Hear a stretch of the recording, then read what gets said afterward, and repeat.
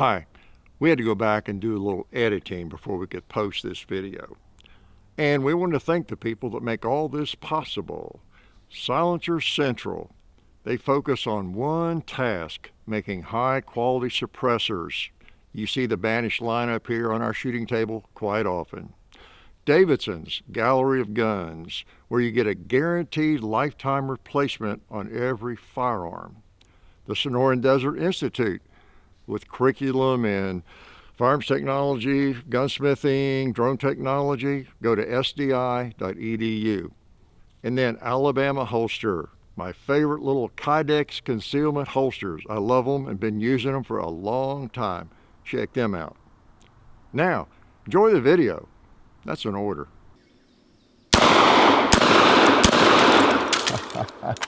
Oh, watermelon.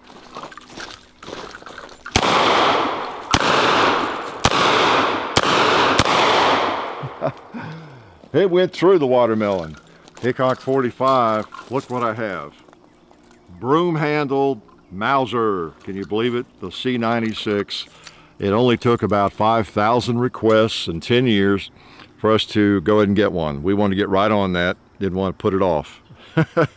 Is that a pretty firearm or what, huh? Let's put the slide down. First, got to work the hammer. Oh, I forgot. Got to touch and put down the magazine follower. There we go. That's what it looks like when you're about to fire it, except it's empty right now. C96, first time I'd ever fired one was this week, and thought I'd bring you along and tell you a little bit about it in case you don't know everything about it.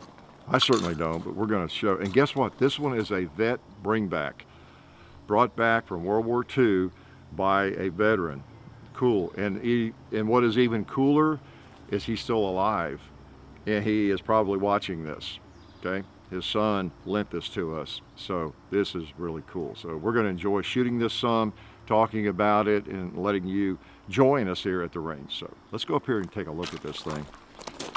It's what you could call an antique. Okay, is it an antique if it's 100 years old? This is considered to have been manufactured, but somewhere between 1911 and 1915, this particular firearm. Now, I know what you're thinking, well, don't you know the serial number? Yeah, but a lot of the records were destroyed after World War II when the Oberndorf factory was destroyed. All the records and all that was destroyed. So a lot of this is kind of hit and miss on these. They know the ballpark on a lot of them, and I looked it up, and as best I can see from my research is, you know, that's the time frame. Plus, all the pieces of it are indicative that it was a wartime commercial model. Okay, they classify them by like pre-war commercial, wartime commercial, and some other classifications, and all that. And you can tell by the hammer whether the hole is small or large, whether it has the little thingy there on the hammer. You got the safety, the type of safety, and the characteristics of it, and serial number too. So from all that, my research tells me that's when it was made, between 1911 and 1915, and it's a wartime commercial model. All right, and most of these were, believe it or not, you've seen these, of course. You may have the impression that, wow, this firearm, this old military firearm, was used in by so many armies, but it really was not. It was used by a lot of armies, but not as a primary adoption. So Mauser sold them here and there around the globe, various contracts and different things, but the biggest market was commercial, actually, and a lot of them were sold in Britain. British officers loved them. A lot of them went there early, and so you're liable to see them in any historical movie, even if it's historically accurate. You're just liable to see them anywhere. In fact, I believe Han Solo had one of these, didn't he? Doesn't he, when you watch Star Wars? So basically that's what it is, and then they dressed it up a little bit. So it's an iconic piece of hardware, no doubt about it, just like the Colt single action, Army, the AK, the AR-15, I guess. What else could you say? Even the Glock, I guess. 1911. Firearms that all you have to do is see the profile of it, and you know what it is. C96, no question about that. Now you see different variants of it. There were a lot of variants they made, especially early on, as I understand. 20 round mags, 10 round mags. This was 8. There's 6 round mags, different length barrels, just different, all kinds of configurations of the thing. This, as I read, was kind of what it settled into, though, about this time period. This was the one that Mauser, was making pretty much. And then, they were actually used in the military, as well, German military. You've seen them in movies, you've seen them everywhere. They are a bit quirky. They're a bit quirky, so we may have some trouble with it. It's been pretty reliable. I've been shooting it some. Let me show you this before we get too far afield. Again, Federal doesn't load anything for this. It's the, let's see, 7.63 by 25 millimeter. Interesting little round, pretty hot little round. But so we've got some PPU here we're using, and so far it's done okay. Look at this holster though. I was going to wear it, but this leather is so old, and it's one of the straps here, it's not really, tied, it's kind of loose. I don't want to damage. This stuff is ancient. It even has a date on it, 1916. Okay, Berlin. It's either an N or M39, I think it says there. So pretty cool. It has a little cleaning rod there. That is nifty. So you put that on your belt, and what is that, you ask? Now, a lot of you already know, right? It's pretty funny. This is part of the reason the Chinese called this the box cannon.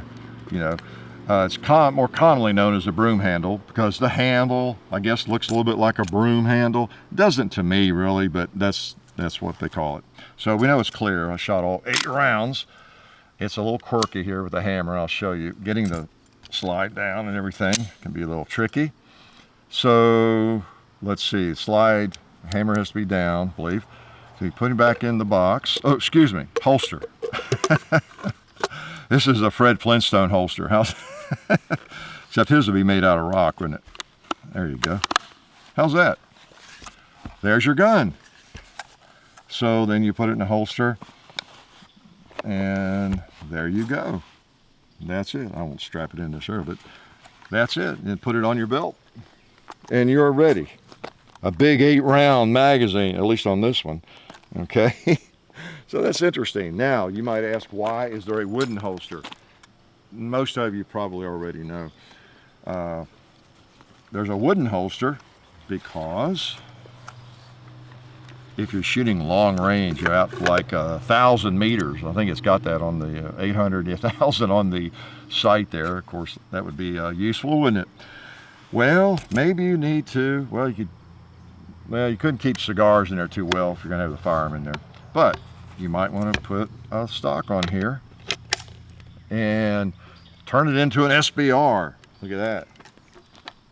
Pow, pow. How's that for cool? So now you have a carbine, you could say, okay? Or you could say you have a carbine, right? Depending on how you say that. But that's what that was about. Now that's pretty cool. That's like a little AR-7, isn't it? The survival rifle we did, just a 100 years earlier version of it. All right, so we'll shoot it both ways here a little bit. We don't want to overshoot it, whatever that means. We don't want to shoot it too much. I mean, it's really old and it's really special. The cool thing about this, if I can remember, a viewer here locally in Nashville contacted me. It's been months and months ago, before Christmas, I think, and said he had one of these we could use and borrow sometimes. He said, yeah, we'd like to do that sometime. We just couldn't get around to it. I saved his information. I finally got back to him 2 or 3 times. We exchanged messages, and then finally we just set a date. So, look, we're never going to get to it if we don't just set a date. So we did. I said, look, on this weekend, we'll hook up and we'll do that. All that. But I told him right away. He said his father brought it back from World War II. I said, yeah, are you sure you want to lend that to us? Because, anything could happen. House fire, theft wouldn't be easy. Lots of security and safes and cameras and all that. But still, if there was ever some catastrophe, I always figure, when it's going to happen. It's when I've got somebody's borrowed special firearm, so I'm always paranoid about that. I never have liked to borrow machinery from people because sure enough, if it's ever going to break, it's going to break the day I'm using it. So I've always been reluctant on that lawnmower, whatever it was. But anyway, he really wanted us to do it, and he was really adamant about it. And just to put it in a video that a lot of people are going to see, his father, brought this back from World War II. And as I said, he's still alive.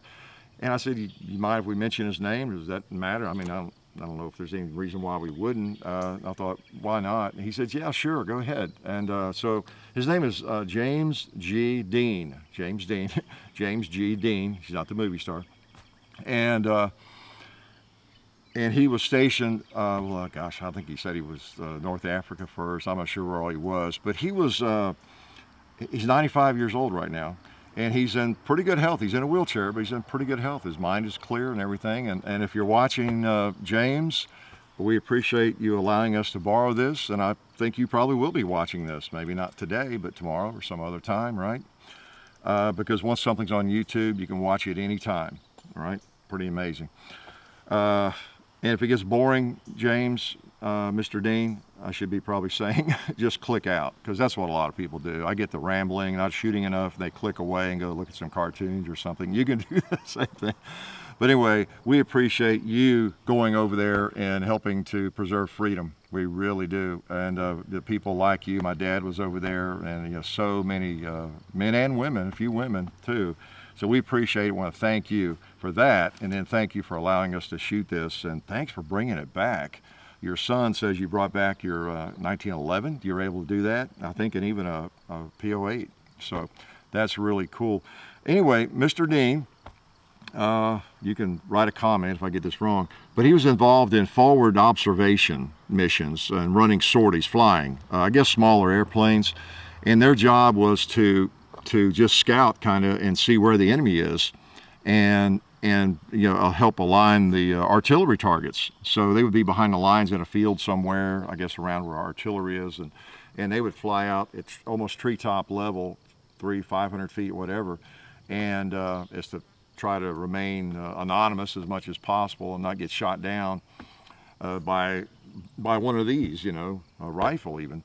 And they would kind of give the coordinates or where the enemy is. And he flew, I think, son said 156 of those missions. He lost one crewman, and he lost one airplane in those missions, and got some medals and everything. So, great fellow apparently, and we appreciate all that he did, that you did, Mr. Dean.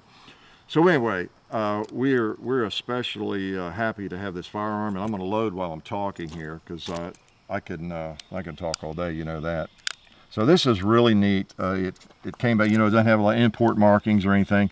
And as his son said, he was he was a battalion adjunct, I guess near the end of the war, and whatever all that encompasses.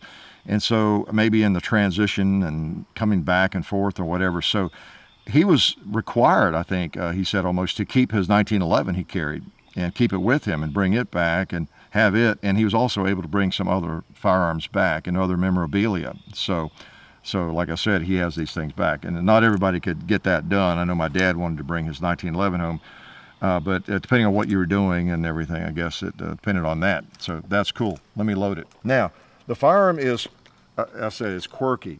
And one of the reasons there's not a lot of replicas of it being made, and companies today are not building this gun instead of Glocks and 1911s and M&Ps, is the feeding system is complicated, and it's difficult to be really safe with it, so I have to be very careful.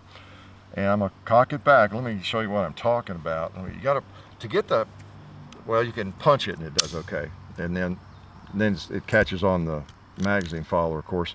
But to get the safety to engage, like let's say it were loaded right now, here's the safety.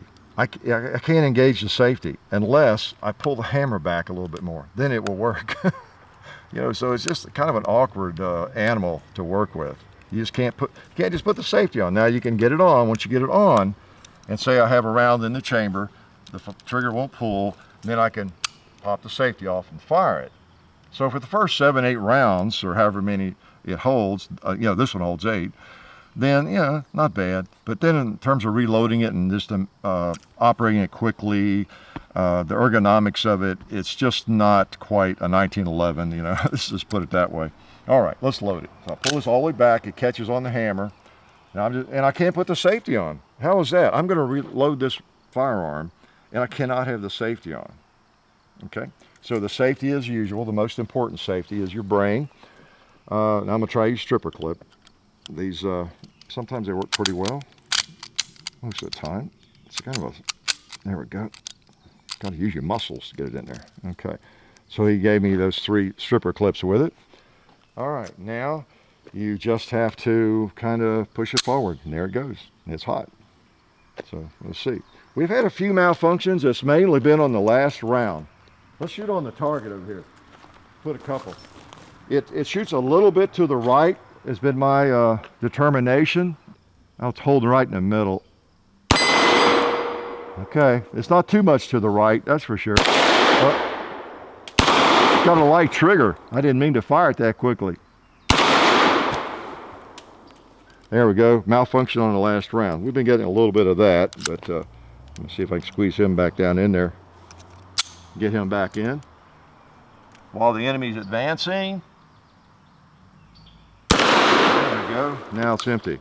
So just on the last round, we've had a few issues. Could be the springs getting weak. I don't know why, it's only 100 years old, you know, so that's what you get, right? So again, broom handle, that's why it's called that. It's featured in a lot of movies, you know, Han Solo's, what, a heavy blaster, or whatever they called it, was that. And of course, the real reason I wanted to use it is because I spent a lot of time playing Resident Evil 4, and it's just a cool gun. You know, I play that game probably 10 hours a day, you know. Oh gosh, what else? Westerns, Joe Kidd, you know, it's just an interesting firearm. But think about it, if you're gonna, and they do that a lot, obviously, in movies, right? They like to have a cool firearm. It doesn't matter if it's the most appropriate for the time sometimes, but this, of course, goes off the scale in terms of looks, you know, cool factor. You know, it's just a really cool firearm. It's so different, so different. You got a fixed magazine here. And I haven't gotten into the specifics of it, but it's a fixed magazine, and they were made in different variants that hold different amounts of ammo.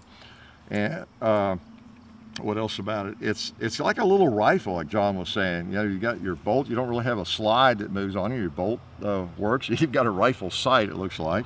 Kind of funny. And it's not the best firearm to field strip. I'll probably do it here for you just because I know you like to see me fumble around. We probably ought to go ahead and do it. Let's shoot a few more first though, okay? Just in case I don't get it back together. Okay, I got to pull that all the way back. Get it hooked on the hammer.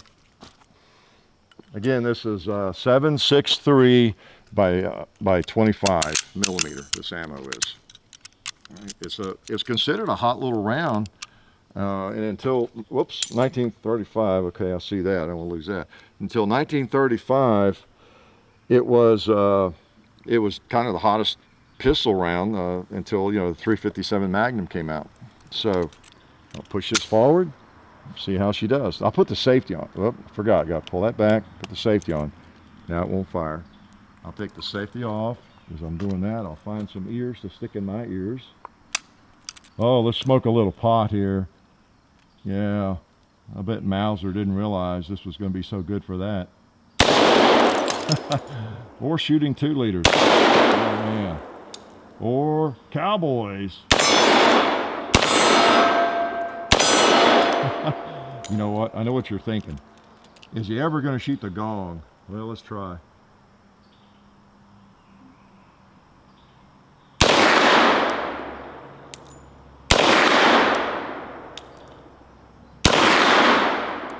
I don't think I hit it. We'll have to try again. Huh. I thought it was pretty good let off. Let me see. There it is. I'll get this while I'm thinking about it. And I probably should break it down for you before I forget, right?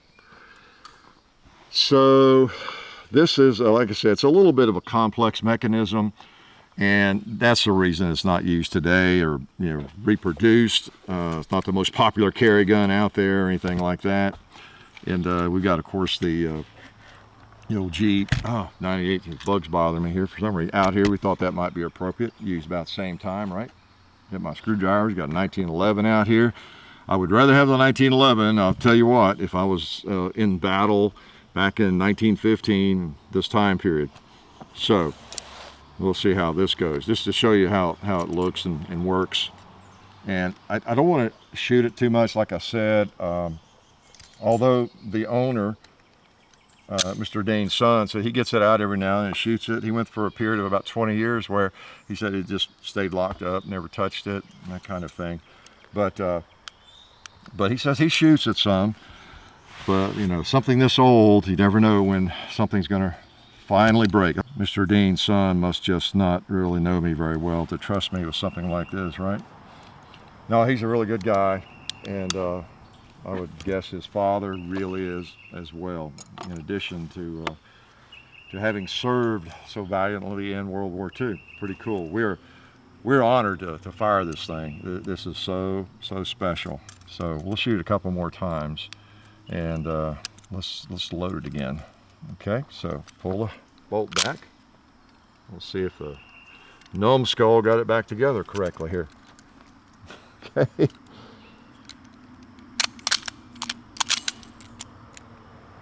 Did I say I would not want to have one of these, have to carry one of these into combat? You know, I really would not. They're rather awkward. Oh, you know what? I'm going to hit the gong. That just bothers me. I don't know whether I was going high or something. Let's try. Hold on the bottom of it.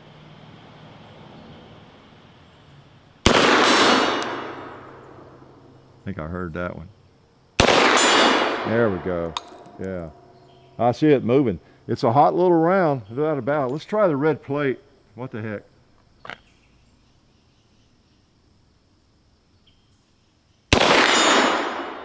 I do believe it hit it. Let's try, I'm going to try that turkey up there.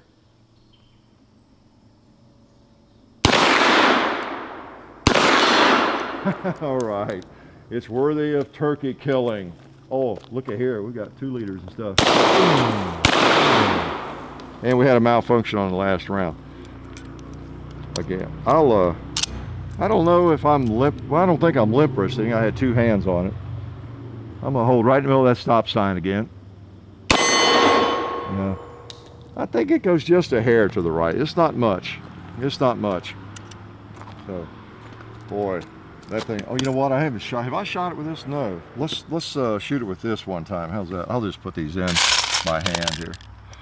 That's cool. This is kind of a collector's gun, of course. It's not something you're going to buy to shoot. You know, it just isn't. I don't think that if you want to shoot it a lot, because they are fairly valuable, and again, they're kind of fragile in a way. So you'd probably want to just shoot it occasionally. You know, it's just a collector's, you know, firearm, more or less. So we'll shoot it maybe one more time here. I'm gonna load. Oh, ouch! Let me pull that back. I don't like that. Okay. I think I didn't have the bolt back all the way caught by the hammer there, like you see. Okay. And interestingly enough, I don't know if I mentioned this, that Paul Mauser did not really design this. Some people that worked for him did. What was it? Fidel and his brothers or cohorts or somebody, and they kind of kept it a secret. And Mauser didn't really like it that much at all, but he saw the financial potential in it and agreed to produce it.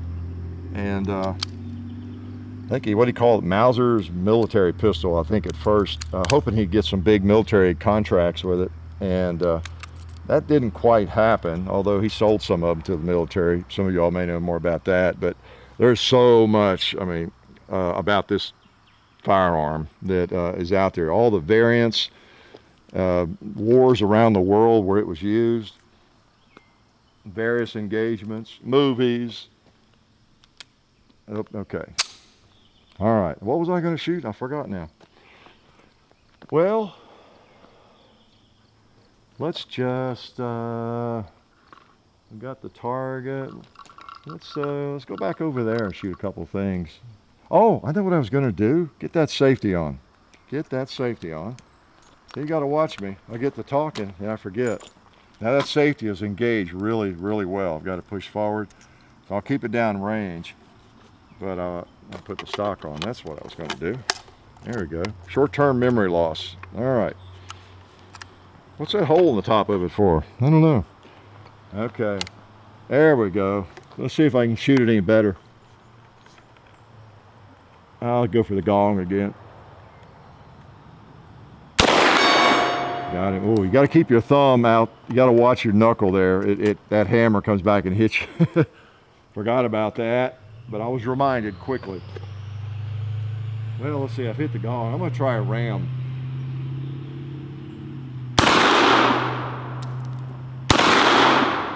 Oh, I hit him. Try the other one.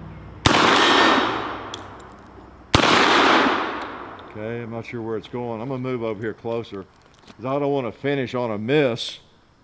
How about a cowboy who has never been shot? Yeah. And that's empty. How's that for a rig? That is an interesting looking firearm. No doubt about it. Let's close that bolt again. It's so awkward. You need 3 hands to manipulate the thing. Got to get it off the hammer, which is not easy.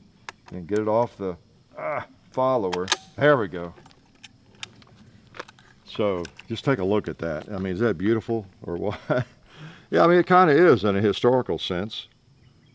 That is an interesting firearm. I've seen these my whole life, pictures at least, and had never fired one. Now I'm an expert, right? Yeah, really. Did you figure out what that hole was for?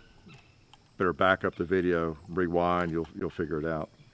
That's pretty neat. That really is. Okay, anything else that I know that I didn't tell you about? Oh yeah, these things were made all around the world. It wasn't just Mauser, of course. And China and Spain made a ton of them, as I understand. Maybe, Mauser made around 1 million, they think, of them. And they also think that possibly China and Spain made that many that were unlicensed. Can you imagine somebody stealing a patent and just copying something like that? But that's what they did. And I think China, I read, were the only country really that actually adopted it as their sidearm. So I don't know, you may know more about that. But there were lots of them made. That's why you see a lot of them. A lot of them are not in great shape. This one appears to maybe have the original finish on it. It actually is in good condition. Just everything about it. So, but that's only part of the value in this one, of course, right? I mean, can you imagine? I've told him that, he is so lucky, not only to have his father still living, his father's 95, but to have these firearms he brought back. That is just really neat from World War II. That is just extremely special, isn't it? So the old Mauser C96, it's a little bit quirky. You might have been able to tell when I took it apart there how the action is and, just the operation of it. And of course, my awkwardness makes something look even more awkward and quirky, right? But it really is kind of a quirky thing. I would not want to have to go to battle with it today. Again, though, go back to when this was designed, 1895, 96, 1896. Now, for some of you, 1996 is a long time ago. You might not even have been born in 1996. But let's go back to 1896. And a semi-automatic pistol? Wow, this would have been, what would it have been like today? I don't know, we almost can't comprehend what it would be like today. Think about the most advanced firearm you can think of that's on the market today or that's out there, small arm.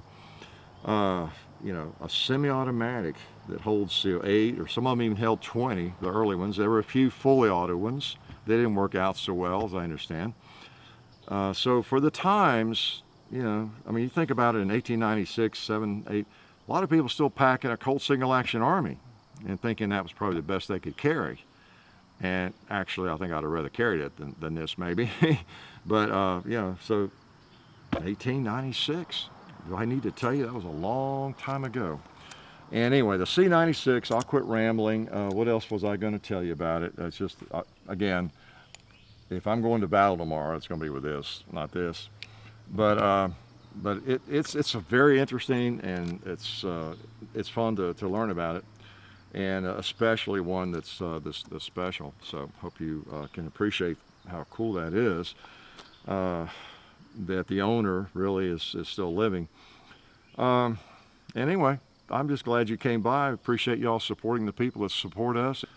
We really appreciate it, and life is good. Oh yeah, that's better. This is a great gun for defense. Oh hey, didn't see you guys there. While I've got you here, I want to remind you of our friends over at Talon Grips and Ballistol. Talon Grips makes grips, can you believe it, for all different types of firearms. You can get rough texture or more of a rubberized texture. It just sticks right on there. You know, really affordable, really cool option to improve the grip for your handguns or rifles. So please check them out at talongungrips.com. You'll be glad you did. And also Ballistol. Dad has been using Ballistol for many years. It's a cleaner and a lubricant, and it's non-toxic. It works really great, and we're happy to have them on board since it's been a part of our shooting endeavor for a very long time. So go to ballistol.com, talongungrips.com, and also while you're out there, I'm juggling all these things here. Also, while you're on the internet, please do check out our other social media like Hickok45 on Facebook. There's also Hickok45 on Twitter, The Real Hickok45 on Instagram. There's a John_Hickok45 on Instagram where I do some things. There's Hickok45.com. You can find us also on Gunstreamer. So check out all that stuff and then watch more videos.